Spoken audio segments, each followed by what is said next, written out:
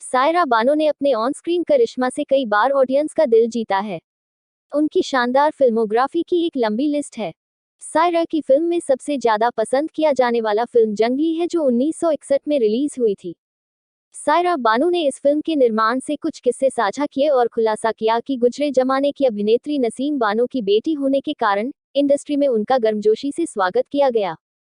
सायरा अपनी पहली फिल्म जंगली को याद करती है और एक प्यारी सी पोस्ट शेयर की, जिसमें पहली तस्वीर जंगली का पोस्टर है, जिसमें उनकी को एक्टर शम्मी कपूर हैं, जबकि अगली तस्वीर उनकी खुद की तस्वीर है। उनके लंबे बाल उनकी पर्सनैलिटी में चार चांद लगा रहे हैं। पोस्ट शेयर के साथ उन्होंने एक लंबा नोट लिखा, जिसमें उन्होंने लंदन से लौटने के बाद दक्षिण फिल्म मेकर्स से फिल्म के प्रस्ताव मिलने को याद किया। सायरा बानो को याद है कि उन्हें साउथ से फिल्मों के ऑफर मिल रहे थे।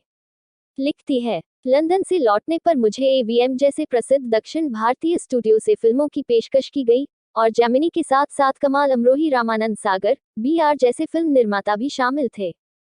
फिल्माले के प्रतिष्ठित S Mukherjee love in Shimla और दिल दे के देखो जैसी हिट फिल्में देने के लिए जाने जाते हैं, जबकि उन्होंने इंडस्ट्री को साधना और आशा पारेख दी हैं। बॉम्बे टॉकीज की लीड मुखर्जी अंकल ने बाद में फिल्मिस्तान स्टूडियो की स्थापना की। सायरा बानो ने सुनील दत्त के साथ हम हिंदुस्तानी न कर पाने पर नाराजगी जताई। बानो आगे याद करती हैं कि फिल्म निर्माता राम मुखर्जी उन्हें सुनील दत्त के साथ एक फिल्म में लेना चाहते थे, लेकिन ऐसा नहीं कर सके क्योंकि कहानी के लिए एक परिपक्व अभिनेता की आवश्यकता थी। उन्होंने लिखा, मुखर्जी चाचा को राम मुखर्जी द्वारा निर्देशित अपनी हम हिंदुस्तानी में सुनील दत्त के साथ मुझे कास्ट करने में गहरी दिलचस्पी थी, लेकिन कहानी में नायक के रोल के लिए एक मैच्योर एक्टर की आवश्यकता थी। फिर ऐसे मिली थी सायरा बानो को पहली फिल्म जंगली।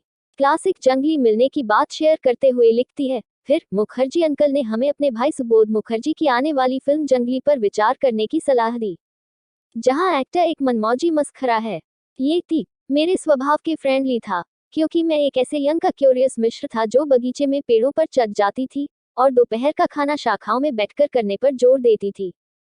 मैं बगीचे में नंगे पैर घूमती थी, फिर भी जब घर पर मेहमान आते थे तो मैं शर्मीली वैरागी बन जाती थी। ये यूनिक कॉम्बिनेशन आज भी मुझे डिफाइन करता है। अभिनेत्री ने बताया कि जब वह ललिता पवार के साथ अपने पहले सीन की शूटिंग कर रही थी तो वह बहुत घबराई हुई थी, क्योंकि वह शम्मी कपूर के सामने प्रदर्शन करने में काफी घबराहट महसूस कर रही थी। सायरा ने लिखा, जब शम्मी जी ने पूरी यूनिट के सामने ये सीन देखा तो उन्होंने कहा कि क्या आप जानती हैं सायरा, आपकी जबरदस्त मासूमियत आपकी सबसे आकर्षक विशेषता है। भगवान आपको हमेशा खुश रखें। एक दिन जैसे जैसे आप अपने जीवन और अपने करियर में आगे जाएगी, आपको इस मासूमियत की याद आएगी, क्योंकि यह अनमोल है। सायरा बानो ने याद किया कि जंगली के बिलबोर्ड ने उन्हें ब्यूटी क्वीन के रूप में दर्शकों के सामने पेश किया था।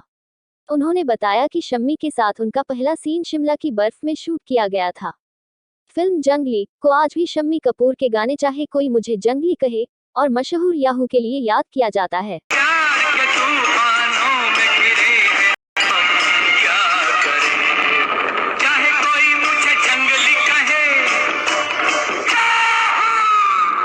उन पलों को याद करते हुए लिखा, शम्मी जी ने लोकप्रिय शब्द याहू बनाया। ये पूरी जनता के बीच एक प्रसिद्ध शब्द बन गया।